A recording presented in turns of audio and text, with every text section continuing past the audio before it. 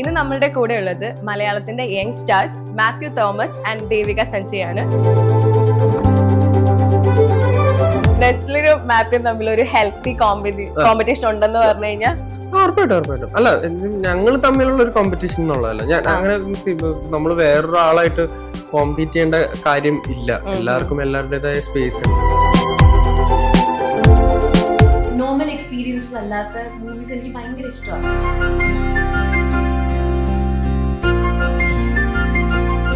Even Jagdish ചേട്ടനൊപ്പം നമ്മൾ ഷൂട്ടൊന്നും ഇല്ലാത്ത സമയത്ത് വേറെ എന്തെങ്കിലുമൊക്കെ എടുക്കുന്നതൊക്കെ നമ്മൾ ആ സമയത്ത് എന്തെങ്കിലുമൊക്കെ സംസാരിച്ചുകൊണ്ടിരിക്കുമായിരിക്കും. ജഗദീഷ് ചേട്ടനും ഇൻവോൾവ് ആയിരിക്കും കേട്ടോ. ഞങ്ങളെക്കാളും ഒക്കെ ഭയങ്കര എനർജി ജഗദീഷ് ചേട്ടന്. എന്താ പറയാ, ഒരാളെ ഇഷ്ടപ്പെട്ട് അവർ സംസാരിച്ച് പിന്നെ അവര് തമ്മിൽ ഇഷ്ടത്തിലാവുന്നതിനൊക്കെ ഉപരി ഇത് കുറച്ചും കൂടെ ഒരു ഫാസ്റ്റ് വേറൊരു രീതിയിലും ഒക്കെ പോകുന്നൊരു ട്രാക്കാണെന്ന് എനിക്ക് തോന്നുന്നു.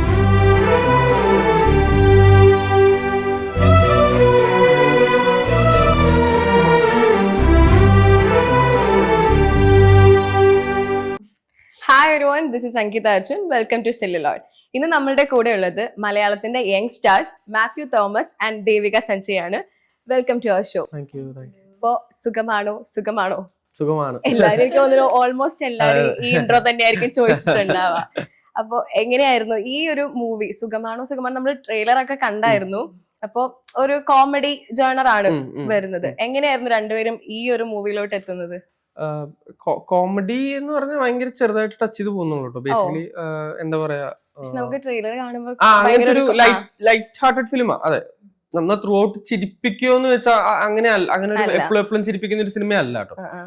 ഒന്നോ രണ്ടോ കൂടിപ്പോയി ഒരു 3-4 മൊമെന്റിലൊക്കെ അതർവൈസ് നമുക്ക് ലൈറ്റ് ആയിട്ടൊക്കെ കൊണ്ടുപോകുന്നത്. ചിരികൾ വരുന്നത് ചിലപ്പോൾ ഒരു കുറച്ച് ഏരിയസിൽ മാത്രമായിരിക്കും.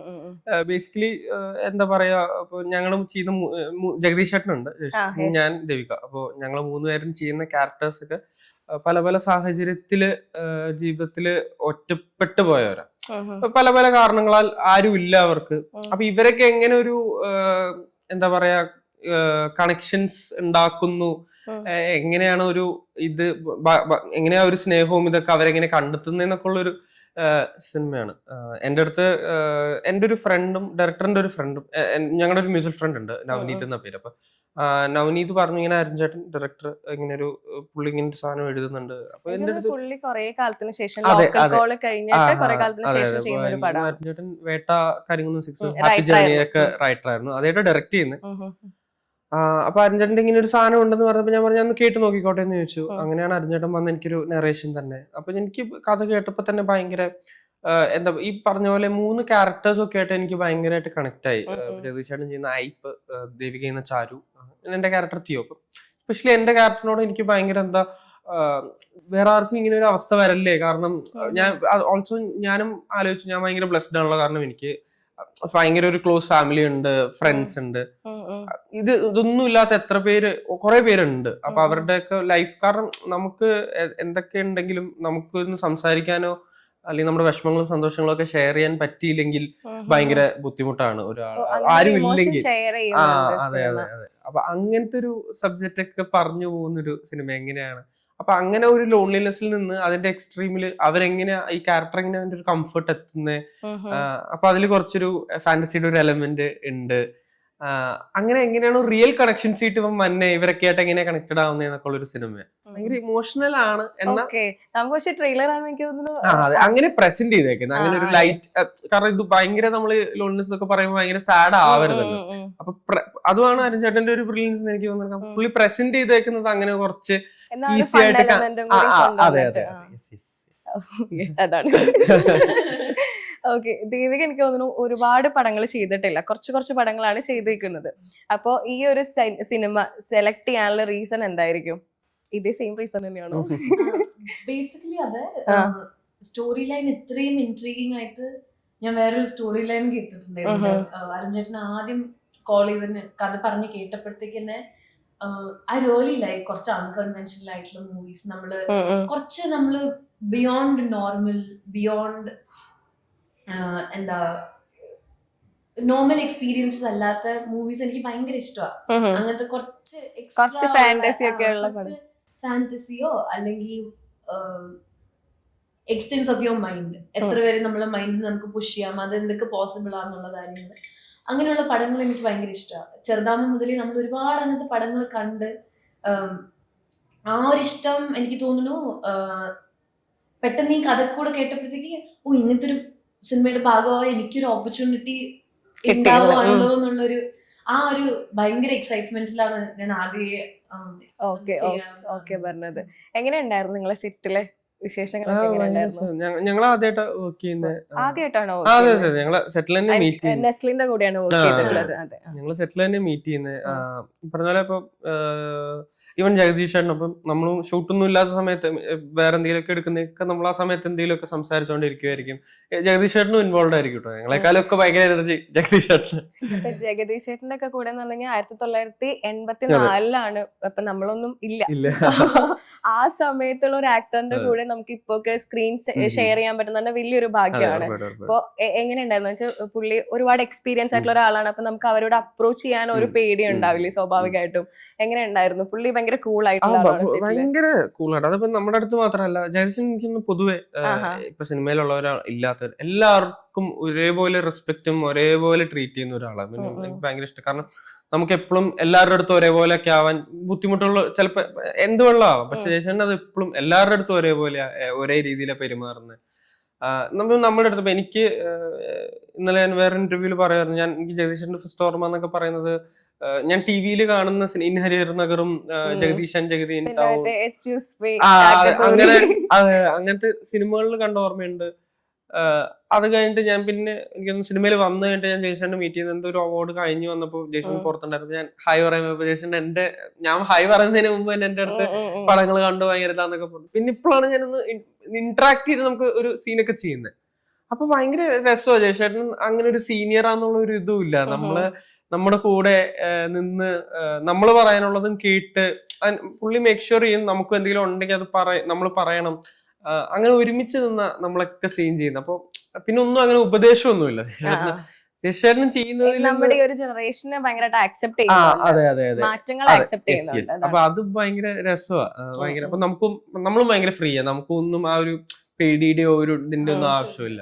നമുക്ക് പൊതുവെ അല്ലെങ്കിൽ സീനിയേഴ്സിനോടൊക്കെ സംസാരിച്ചു കഴിഞ്ഞാൽ അവരെങ്ങനെ ജഡ്ജ് ചെയ്യോ എന്നുള്ള ഒരു സാധനം ഉണ്ടാവുമല്ലോ. ജനറലി എനിക്ക് തോന്നുന്നു വലിയൊരാളടുത്ത് കുറച്ച് ഏജ് ഉള്ള ഒരാളടുത്ത് നമ്മളെക്കാട്ടും ഏജ് ഉള്ള ഒരാളടുത്ത് സംസാരിക്കുമ്പോൾ എനിക്ക് ഓട്ടോമാറ്റിക്കലി എനിക്ക് ഒരിത്തിരി ഒരു പവർ ഇംബാലൻസ് ഉണ്ടല്ലോ നമുക്ക്. ദാറ്റ് ലൈക്ക് നിങ്ങൾ വലുതാണോ, മോർ എക്സ്പീരിയൻസ്, ആ ഒരു കാര്യം അത് നമ്മളെ മനസ്സിൽ എന്തായാലും കിടക്കും. അത് ഞാൻ ഇന്നലെ സാറിന്റെ അടുത്ത് പറയുമായിരുന്നു, ഞാൻ KV പഠിച്ചേ. അപ്പം അവിടെ ഭയങ്കര സ്ട്രിക്റ്റ് ആയിരുന്നു, സ്കൂളിൽ ഭയങ്കര സ്ട്രിക്റ്റ് ആയിരുന്നു. അപ്പം നമ്മൾ ടീച്ചേഴ്സിന്റെ അടുത്ത് സംസാരിക്കുമ്പോൾ കൈ ബാക്കിൽ കെട്ടിയിട്ടാ സംസാരിക്കണ്ടേ.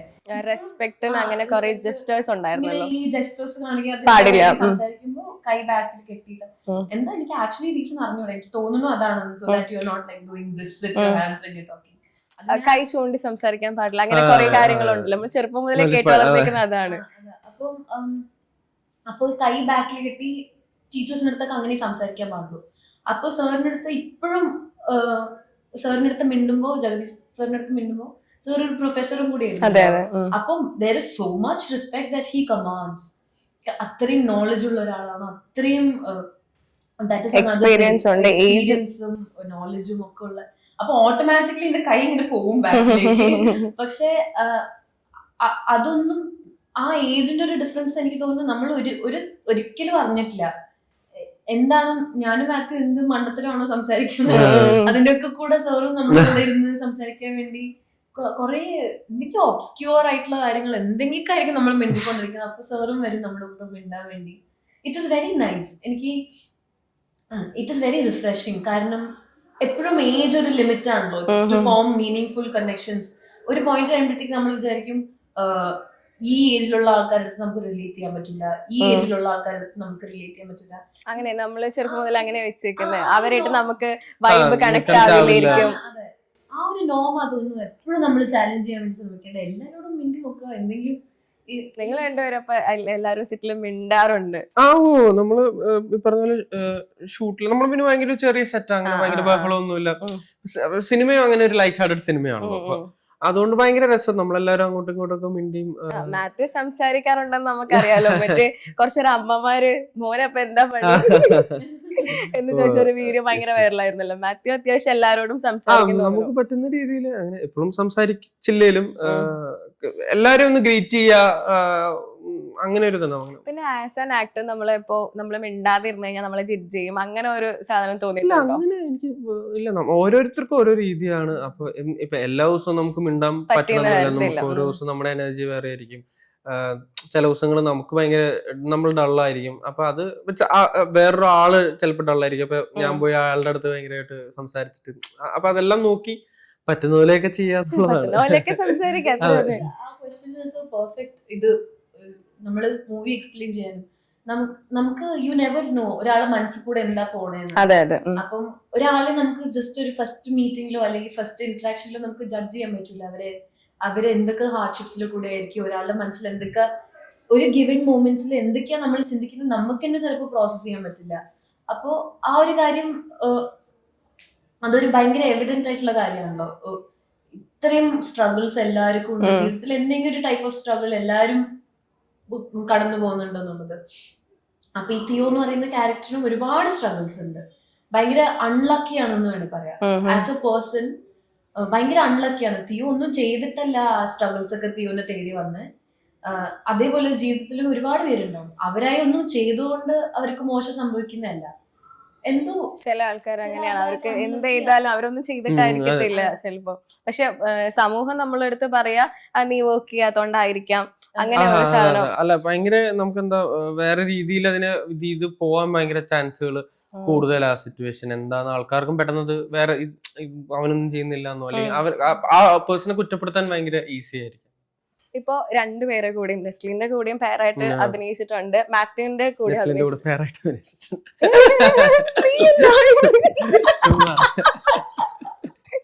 അപ്പം ഞാൻ ഇനി സ്ട്രീറ്റ് ഇങ്ങോട്ടോ ദേവികോടാണ്. അപ്പൊ രണ്ടുപേരോട് കൂടിയും പേരായിട്ട് പേഴ്സണലി അല്ല കേട്ടോ, ആസ് ആൻ ആക്ടേഴ്സ് രണ്ടുപേരും ഡിഫറൻഷിയേറ്റ് ചെയ്യുന്ന ഒരു കാരണം അല്ലെങ്കിൽ രണ്ടുപേർക്കും കോമൺ ആയിട്ടുള്ള ഒരു ഫാക്ടർ എന്തായിരിക്കും ആസ് ആൻ ആക്ടർ?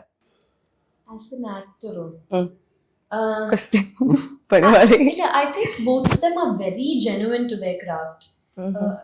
എങ്ങനെയെങ്കിലും എന്ത് ചെയ്തിട്ടാണ് ഇത് നന്നാക്കാൻ പറ്റുക എന്നുള്ളൊരു ആ ഒരു ഡെഡിക്കേഷൻ ഇല്ലേ, ഒരു കൺവിക്ഷൻ, അതെനിക്ക് തോന്നുന്നു it's very nice to see. അത്രയും എഫേർട്ട് ഇടാൻ വേണ്ടി when somebody is ready, so that like നമ്മൾ ചെയ്യുന്ന ഒരു കാര്യം നന്നാവാൻ വേണ്ടി അത്രയും എഫേർട്ട് ഇടാൻ വേണ്ടി റെഡി ആകുമ്പോൾ that both of them have, and it speaks also that they have it. കാരണം അവരുടെ success is reflection of the fact that they are genuine to their craft. നെസ്ലിനും മാത്യും തമ്മിൽ ഒരു ഹെൽത്തി കോമ്പറ്റീഷൻ ഉണ്ടെന്ന് പറഞ്ഞു കഴിഞ്ഞാൽ ഉറപ്പായിട്ടും. അല്ല, ഞങ്ങൾ തമ്മിലുള്ള ഒരു കോമ്പറ്റീഷൻ എന്നുള്ളതല്ല. ഞാൻ അങ്ങനെ നമ്മൾ വേറൊരാളായിട്ട് കോമ്പീറ്റ് ചെയ്യേണ്ട കാര്യം ഇല്ല. എല്ലാവർക്കും എല്ലാവരുടേതായ സ്പേസ് ഉണ്ട്. ഞാൻ നോക്കുന്നത് ഞാൻ എന്നെ തന്നെ ബെറ്റർ ആക്കാനാണ്. അവൻ ഡെഫിനറ്റ്ലി അവനും അവനെ തന്നെ ബെറ്റർ ആക്കാൻ, അല്ലാണ്ട് അവനേക്കാളും നന്നാവണമെന്നോ അല്ലെങ്കിൽ അവൻ എന്നെക്കാളും നന്നാവണം അല്ല. അത് ജനറലി അത് എനിക്ക് തോന്നുന്നുള്ള ഏത് ആർട്ടിസ്റ്റ് എടുത്താലും അങ്ങനെ ഒരു കോമ്പറ്റീഷന്റെ ആവശ്യം ഇല്ല എന്നുള്ളത്. നമ്മൾ നമ്മളെ തന്നെ ബെറ്റർ ആക്കുക, നമുക്ക് നമ്മുടെ സ്പേസ് ഉണ്ടാക്കുക എന്നുള്ളതേ ഉള്ളൂ. ഇപ്പൊ ദീപികയുടെ ഒരു ഇന്റർവ്യൂല് ഞാൻ കണ്ടായിരുന്നു ഡിക്കിന്റെ കൂടെ അഭിനയിക്കണം എന്ന് പറഞ്ഞായിരുന്നു. അപ്പൊ എന്തെങ്കിലും അങ്ങനെ ഒരു ഓപ്ഷൻ അല്ലെങ്കിൽ എന്തെങ്കിലും അങ്ങനെ ഒരു ഇത് വന്നിട്ടുണ്ടോ ഇതുവരെ?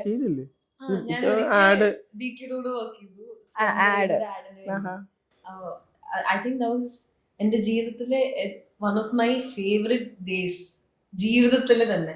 കാരണം നമ്മൾ ചെറുതാകുമ്പോ മുതൽ എന്റെ ബെഡ്റൂമിന്റെ ചുമരിൽ ഉണ്ടായ പോസ്റ്റേഴ്സിലുള്ള ആളെ ഞാൻ നേരിട്ട് കാണാൻ പറ്റുന്നു, സംസാരിക്കാൻ പറ്റുന്നു.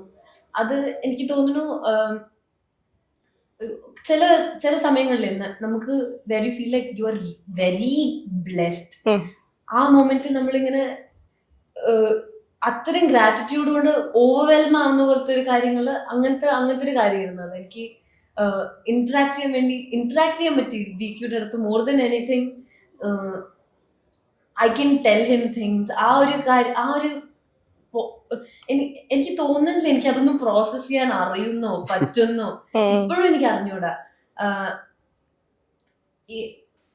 എന്താ പറയണ്ടേന്ന് മനസ്സിലാവുന്നില്ല എപ്പോഴും. I am just so happy and so grateful. അപ്പം എന്റെ ഫ്രണ്ട്സ് ഒക്കെ പറയുമായിരുന്നു hopefully you get to do a movie with him and all. അപ്പൊ ഞാൻ പറയുന്നത് എല്ലാ ദിവസവും കാണുമ്പോൾ ഞാൻ തലച്ചിട്ട് സത്യമാണെന്ന് പ്രോസസ് ചെയ്യാനുള്ള ഇതുകൊണ്ട് അതായിരിക്കും നടക്കുക. കാരണം I don't know, I just എന്തായാലും മാനിഫെസ്റ്റേഷൻ നടക്കട്ടെ എന്തായാലും. അതുപോലെ മാത്യുവിന് ഇപ്പൊ ഇന്ന ആളുടെ കൂടെ വർക്ക് ചെയ്യണം, ഈ ഒരു ആക്ടറിന്റെ കൂടെ എനിക്കൊരു പെർഫോം ചെയ്യണം എന്നൊക്കെ തോന്നിയിട്ടുള്ള എനിക്ക് എല്ലാരെയും കൂടെ വർക്ക് ചെയ്യണമെന്നുണ്ട്. കാരണം ജനറലി എന്താ പറയാ, സിനിമകളൊക്കെ കാണുമ്പോൾ എല്ലാവരോടും ഭയങ്കര ഫാസിനേഷൻ തോന്നാറുണ്ട്. ആക്ടേഴ്സ് ആണെങ്കിൽ, ക്യാരക്ടർ ആക്ടർ, ഏത് എനി ടൈപ്പ് ഓഫ് റോൾസ്. അപ്പം എല്ലാവരും വർക്ക് ചെയ്യാത്തവരോടെ ഒക്കെ അടുത്തടുത്ത സിനിമകളിലൊക്കെ വർക്ക് ചെയ്യാൻ പറ്റട്ടെ. ഇപ്പൊ ഞാൻ പാർവതി തിരുവോത്തിന്റെ കൂടെ വർക്ക് ചെയ്യുന്നുണ്ട്. ഇപ്പൊ ചേച്ചി ഭയങ്കര രസമാണ്. ഞാൻ ഫസ്റ്റ് ടൈം ചേച്ചിയുടെ ഒപ്പം ചെയ്യുന്നത്. സിദ്ധാർത്ഥേട്ടനുണ്ട്. പിന്നെ ഇപ്പൊ ഞാൻ ഇപ്പൊ ചെയ്യുന്ന സിനിമയിൽ വിജയരാഘവൻ സാറായിട്ട് നെയ്മറിലുണ്ട്. പക്ഷെ ഇപ്പൊ കുറച്ചും കൂടെ ഒന്ന് ഇന്ററാക്ട് ചെയ്യാനും പറ്റുന്നുണ്ട്. അപ്പൊ എനിക്ക് ഭയങ്കര ഇഷ്ടമാണ് വിജയരാഘവൻ സാറിന്. ജേഷേട്ടന് ഭയങ്കര ഇഷ്ടമായിരുന്നു. ജേഷനോട് വർക്ക് ചെയ്യാൻ പറ്റി. അപ്പൊ അതെല്ലാം നടക്കുന്നുണ്ട്. ഭയങ്കര ഹാപ്പി. എല്ലാ ആഗ്രഹിച്ചു നടക്കട്ടെ. ഇനി ബാക്ക് ടു സുഖമാണ്. ഈ ഒരു ടൈറ്റിൽ എനിക്ക് തോന്നുന്നു നിങ്ങൾ സിനിമ കേൾക്കുന്ന സമയത്ത് ഈ ഒരു ടൈറ്റിൽ ഉണ്ടായിരുന്നോ? ഷൂട്ട് എല്ലാം അങ്ങനെ ഒരു ടൈറ്റിൽ ഉണ്ടായിരുന്നില്ല. പല ഇതൊക്കെ ആയിട്ട് അവരിങ്ങനെ ഒരു ഫിക്സ് ചെയ്തിട്ടുണ്ടായിരുന്നില്ല. എനിക്ക് തോന്നുന്നു ഷൂട്ടെല്ലാം കഴിഞ്ഞ് ഒരു എഡിറ്റ് എല്ലാം ഒരു ഐഡിയ ആയി കണ്ടു കഴിഞ്ഞപ്പോഴാണ് തോന്നുന്നു ഡയറക്ടറും പ്രൊഡക്ഷനും ഒക്കെ ചേർന്ന ഒരു പ്രൊഡ്യൂസറാണ് ആക്ച്വലി ഭയങ്കര കൺസിസ്റ്റന്റ് ആയി ഈ ഒരു ടൈറ്റിലിന് വേണ്ടി പറഞ്ഞുകൊണ്ടിരുന്നത്. Because he is not from Kerala. അപ്പം ഗൗരവ് എന്നാണ് പേര്. ലൂസിഫർ സർക്കസ് എന്ന് പറയുന്നത് മുംബൈ ബേസ്ഡ് ആഡ് ഫിലിംസ് ഒക്കെ പ്രൊഡ്യൂസ് ചെയ്യുന്ന കമ്പനിയാണ്. അപ്പം സർ പറയുന്നത് ഇത് എൻകാപ്സുലേറ്റ്സ് നമ്മുടെ മൂവിയുടെ എസെൻസ് എന്താന്നുള്ളത് ഈ 2 ക്വസ്റ്റ്യൻസിൽ നമുക്ക് പറയാൻ പറ്റും. അതിന് ഇന്നൊരു മീനിങ് ഉണ്ട്. അപ്പോ February 13th റിലീസ്. അപ്പോൾ വാലന്റൈൻസ് ഡേയുടെ തലേന്നാണ്.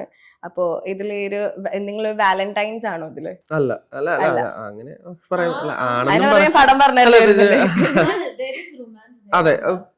എനിക്കൊന്നും പക്ഷെ യൂഷ്വൽ ഒരു ലവ് ട്രാക്ക് പോലെ അല്ല. വേറൊരു എന്താ പറയാ, ഇവരെ മീറ്റ് ചെയ്യുന്നത് വേറൊരു അങ്ങനെ ഒരു സർക്കംസ്റ്റൻസ് ഭയങ്കര ഡിഫറെന്റാ. അങ്ങനെ എന്താ പറയാ, അത് കുറച്ചൊരു ഡിഫറെന്റ്. ഇവര് തമ്മിൽ ഇഷ്ടത്തിലാവുന്നൊക്കെ റീസൺസ് ഭയങ്കര ഡിഫറെന്റ് ആണ്. അത് ഈ ക്യാരക്ടേഴ്സിന്റെ ചാരു ചെയ്യുന്ന ഒരു ക്യാരക്ടറിനൊരു സിനിമ പറയേണ്ട വരും. അല്ല, അപ്പൊ അങ്ങനെ ഒരു അങ്ങനെ രണ്ടുപേർക്കും അവരുടേതായ പ്രശ്നങ്ങളുണ്ട്. അപ്പൊ ആ പ്രശ്നങ്ങളുടെ ഒക്കെ കാരണമാണ് ഇവര് തമ്മിൽ ഇന്ററാക്ട് ചെയ്യുകയും ഇഷ്ടാവുകയൊക്കെ ചെയ്യുന്നത്. അപ്പൊ കുറച്ചും കൂടെ ഡിഫറെന്റ് ആണ്. നമ്മളെ യൂഷ്വലി എന്താ പറയാ, ഒരാൾക്ക് ഒരാളെ ഇഷ്ടപ്പെട്ട് അവര് സംസാരിച്ച് പിന്നെ അവര് തമ്മിൽ ഇഷ്ടത്തിലാവുന്നതിനൊക്കെ ഉപരി ഇത് കുറച്ചും കൂടെ ഒരു ഫാസ്റ്റ് വേറൊരു രീതിയിലും ഒക്കെ പോകുന്നൊരു ട്രാക്കാന്ന് എനിക്ക് തോന്നുന്നു. ഇപ്പൊ നമ്മൾ ഫസ്റ്റ് പടം ചെയ്യുമ്പോൾ നമ്മൾ ഇങ്ങനെ ഒരു സ്റ്റാർഡം അല്ലെങ്കിൽ ഇത്രയും ഒരുപാട് പടങ്ങൾ ആളുകൾ നമ്മൾ ഇത്രയും അംഗീകരിക്കുന്നു എന്ന് വിചാരിച്ചിട്ടുണ്ടായിരുന്നല്ലോ. ഞാൻ സ്റ്റിൽ ഇതന്നെ കണ്ടിന്യൂ ചെയ്യും എന്റെ പ്രൊഫഷൻ ആയിട്ട് കണ്ടിന്യൂ എന്ന് വിചാരിച്ചിരുന്നോ? ഇല്ല, ഇനി തണ്ണീർമത്തനൊക്കെ കഴിഞ്ഞപ്പോ എനിക്ക് ഇത് തന്നെ ചെയ്താൽ നമ്മൾ ഇത് അല്ല, ഞാൻ പറഞ്ഞ ജനറലി ഞാൻ പറഞ്ഞ റിസൾട്ട് പോലും അല്ല, നമ്മൾ സിനിമ ഹിറ്റ് ആയതെന്നുള്ളത് മാത്രമല്ല, നമ്മളൊരു സീൻ ചെയ്യുമ്പോഴോ അല്ലെങ്കിൽ ഈ ഒരു പ്രോസസ്സ് ചെയ്യുമ്പോൾ നമ്മൾ ഭയങ്കര ഹാപ്പി ആവുന്നുണ്ട്. അപ്പൊ അതിനുവേണ്ടി പ്രിപ്പയർ ചെയ്യാനും അല്ലെങ്കിൽ ബുദ്ധിമുട്ടുള്ള സാധനങ്ങൾ, അത് എന്തൊക്കെ ബുദ്ധിമുട്ടുകൾ ഉണ്ടെങ്കിലും ആ ഹാർഡ് വർക്കിന്റെ ഒക്കെ ഇടയ്ക്ക് ഭയങ്കര ഒരു നമ്മൾ എൻജോയ് ചെയ്യുന്നുണ്ട്. അതെ, കൂടെ വർക്ക് ചെയ്തവരുടെയും ആവാം, ഈ പറഞ്ഞ ഗിരീഷേട്ടന്റെ ഒക്കെ കൂടെ വർക്ക് ചെയ്യുമ്പോൾ ഭയങ്കര രസമാണ്, ഭയങ്കര കംഫർട്ടബിൾ.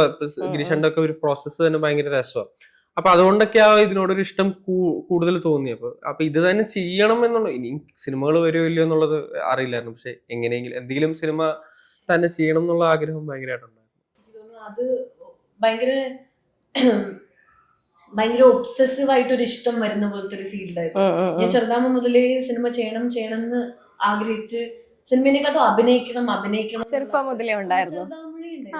എന്റെ അച്ഛൻ ഭയങ്കര സിനിമകൾ ഇഷ്ടപ്പെടുന്ന ഒരാളാണ്. അതും പുതിയ സിനിമയൊന്നുമല്ല, പഴയ സിനിമകളാണ് ഇഷ്ടം. പണ്ടത്തെ ബ്ലാക്ക് ആൻഡ് വൈറ്റ് മുതൽ പണ്ടത്തെ കമൽഹാസൻ സാറിന്റെ സാഗര സംഗമം അതൊക്കെയായിരുന്നു ചെറുതാകുമ്പം എന്നെ കാണിക്കുന്ന പോലത്തെ പടങ്ങൾ. അപ്പൊ ആ ഒരു എനിക്ക് തോന്നുന്നു എന്റെ ഫസ്റ്റ് ആ സിനിമയോടുള്ള ഇഷ്ടം വന്നത് അച്ഛന് അത്രയും സിനിമയോടുള്ള ഒരു ഇഷ്ടം കണ്ടിട്ടും ആ ഒരു അച്ഛനും ചെറുതായി അഭിനയിക്കാനൊക്കെ മോഹം ഉണ്ടായി ചെറുതായപ്പോ. ചെന്നൈ പോയി ഒരിക്കൽ ഡയറക്ടർ ഹരിഹരൻ സാറിനെ കാണാൻ വേണ്ടിയൊക്കെ പോയി. അങ്ങനത്തെ പിന്നീട് ഏതെങ്കിലും ചെയ്തിട്ടുണ്ടോ അച്ഛൻ? അച്ഛൻ സോഫ്റ്റ്വെയർ എഞ്ചിനീയർ ആണ്. പക്ഷെ ഈ ഒരു ഭയങ്കര ഒബ്സസീവ് ആണ് സിനിമയോടുള്ള ഇഷ്ടം. സിനിമയിൽ ഇഷ്ടമുള്ള ആൾക്കാർക്ക് സിനിമ മാത്രം മതി, അങ്ങനെയാണ്. അത് ഭയങ്കര, ഞാൻ ഒരുപാട് പേരെ കണ്ടിട്ടുണ്ട് അത്രയും ഇൻഡസ്ട്രിയിലുള്ള ആൾക്കാരാവണമെന്നും കൂടി ഇല്ല. As a medium cinema transcends everything. Movies transcend time, space, language, എല്ലാ എലിമെന്റ്സിനെയും ട്രാൻസെൻഡ് ചെയ്യാനുള്ള അത്രയും പവർ ഉള്ള ഒരു മീഡിയമാണ് മൂവീസ് എന്ന് പറയുന്നത്. അതിന്റെ ഒരു ഭാഗമാവാൻ പറ്റുക എന്ന് പറയുന്നത് it is insane. I am just so grateful ആ ഒരു കാര്യം വന്നതിന്. ഈ ഇഷ്ടം അത്രയും ചെറുതാകുമ്പോൾ മുതലുണ്ടെങ്കിൽ ഞാൻ പ്രകാശം ചെയ്യാനുള്ള ഒരു ഓപ്പർച്യൂണിറ്റി കിട്ടുന്നത് തന്നെ ഞാനിങ്ങനെ കൗണ്ട് ഓൾ യുവർ ബ്ലെസ്സിങ്സ് എന്ന് പറയുന്ന പോലെ ആയിരുന്നു. അത് കിട്ടി, അത് ചെയ്യാനുള്ള ഓപ്പർച്യൂണിറ്റി കിട്ടുമ്പോഴത്തേക്ക് ഇറ്റ്സ് വെരി അഡിക്റ്റീവ്. ഇനി ഒന്നും ചെയ്യണ്ട, വേറൊന്നും ചെയ്യണ്ടേ എന്നുള്ളൊരു ഇഷ്ടം വരില്ലേ നമുക്ക്. അത്രയും ഒരു ഇഷ്ടം വരുന്ന പോലത്തെ ഒരു ഫീൽഡ് അതൊന്നും. ഓക്കെ, എന്തായാലും എല്ലാവർക്കും രണ്ടുപേർക്കും ഇനി ഒരുപാട് നല്ല സിനിമകൾ സംഭവിക്കട്ടെ. സുഖമാണ് ഒരു വലിയൊരു സക്സസ് ആവട്ടെ. Thank you so much. Thank you so much.